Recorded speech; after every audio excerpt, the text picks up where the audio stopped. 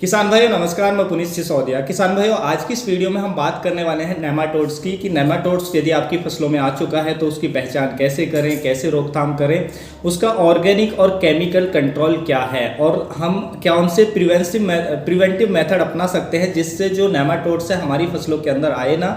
तो वो भी, उस पर भी हम बात करेंगे। और उसके साथ साथ देखिए, जो नेमाटोड्स है उसकी बहुत सारी प्रजातियां देखने को मिलती हैं, लेकिन इंडिया के अंदर जो सबसे ज़्यादा नेमाटोड्स अटैक करता है हमारी फसलों के अंदर वो है रूट नॉट नेमाटोड्स। तो आज की इस वीडियो पे हम विशेषकर जो रूट नॉट नेमाटोड्स है उसके बारे में ही बात करेंगे। तो वीडियो काफ़ी इन्फॉर्मेटिव होगा।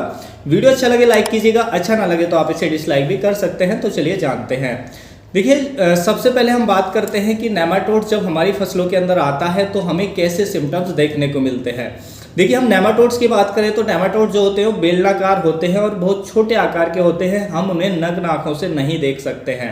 और वो नेमाटोड्स क्या करते हैं कि वो हमारे जो पौधे की जो रूट्स होती हैं, जड़ होती हैं, जड़ों के अंदर घुस जाते हैं, जड़ों को खा करके खोखला कर देते हैं और वहीं पर वो अंडे देते हैं और अपनी तादाद को बढ़ाते हैं, जिससे आप देखेंगे कि जड़ों के अंदर, क्योंकि वो अंडे देते हैं तो जड़ों के अंदर जो गांठें हैं वो पड़ जाती हैं।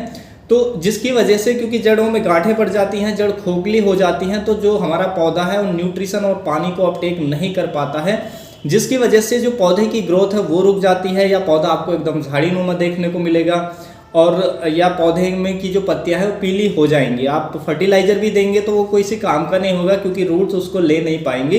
तो आप देखेंगे, जब उसकी पौधे की जड़ों को निकाल कर देखेंगे तो जड़ों में आपको जो गांठें हैं वो नजर आ जाएंगी।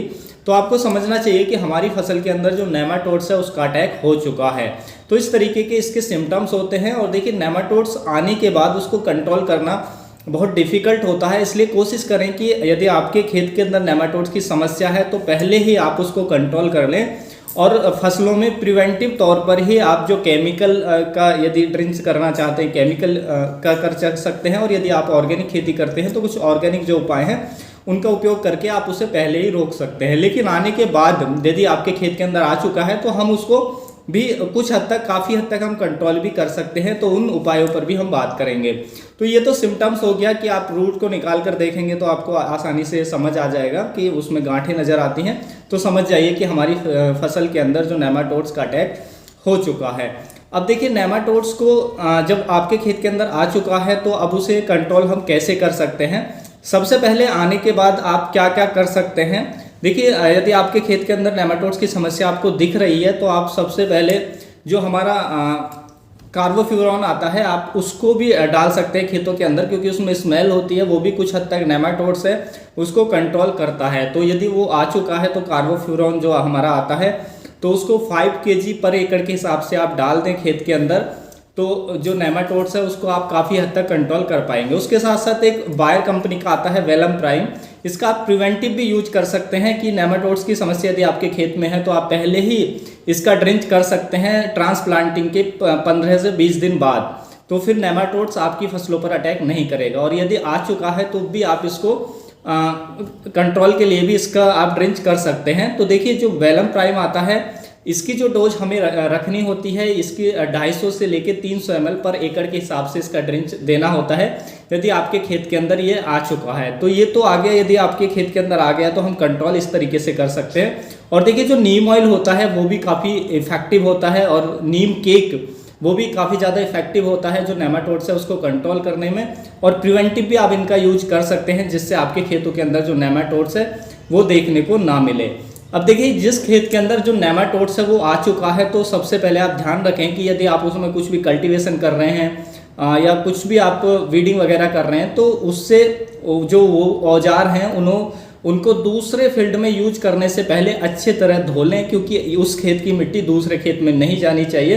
क्योंकि अगर जिसमें नेमाटोड्स है उसकी मिट्टी दूसरे खेत में जाएगी तो उसमें भी, दूसरे खेत में भी आपके में नेमाटोड्स की समस्या उत्पन्न हो जाएगी। तो इसलिए ये विशेष का ध्यान रखना है, जिस खेत के अंदर नेमाटोड्स है उसमें कोई भी औजार आप यूज करें तो उनको अच्छे से साफ करने के बाद दूसरे खेत में आपको उपयोग करना है।